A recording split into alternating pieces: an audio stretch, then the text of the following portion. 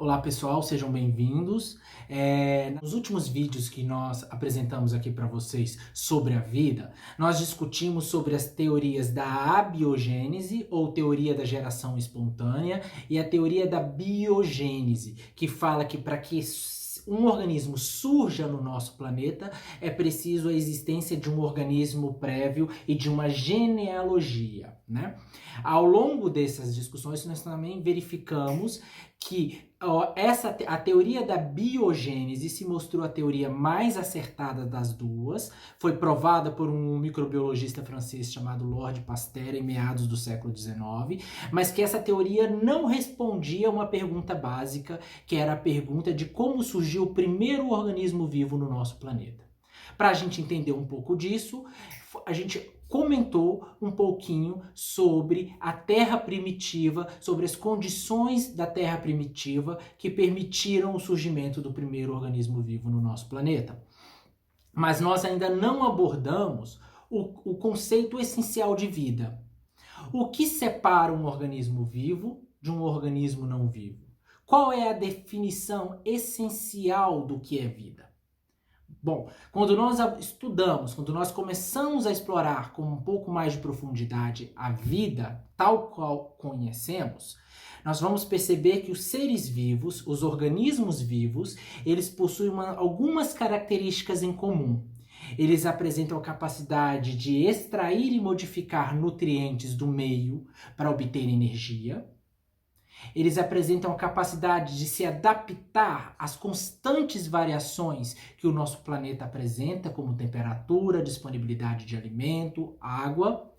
Eles apresentam a capacidade de crescer e se modificar. E eles apresentam a capacidade de se reproduzir. Se nós aplicarmos essas características comuns a todos os seres vivos, talvez nós consigamos nos aproximar de um conceito essencial do que é vida. Mas mesmo com essas postulações, nós ainda poderemos encontrar algumas dificuldades. Por exemplo, quando nós pensamos num cristal.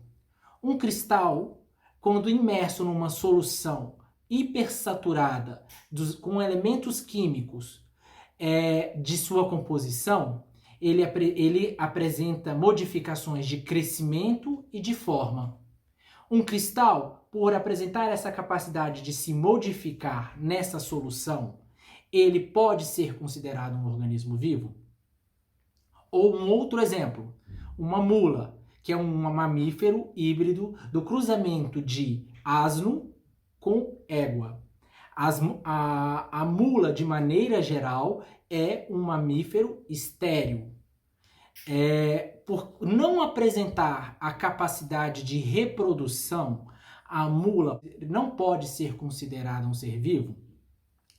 Todas essas discussões, todas essas colocações, elas nos mostram o quão complexo é definir vida no nosso planeta.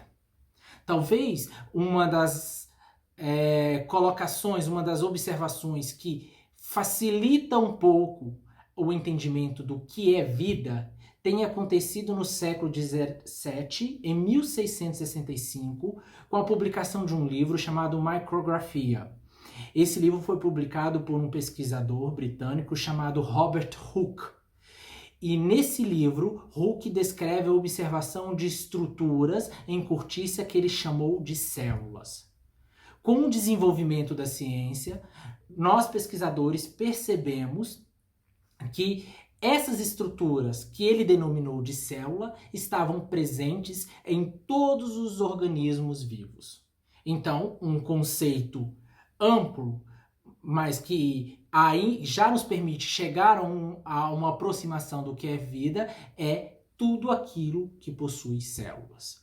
Obviamente, nós estamos falando de um conceito que é definido a partir de uma estrutura. Então, isso ainda não responde com toda a propriedade o conceito de vida.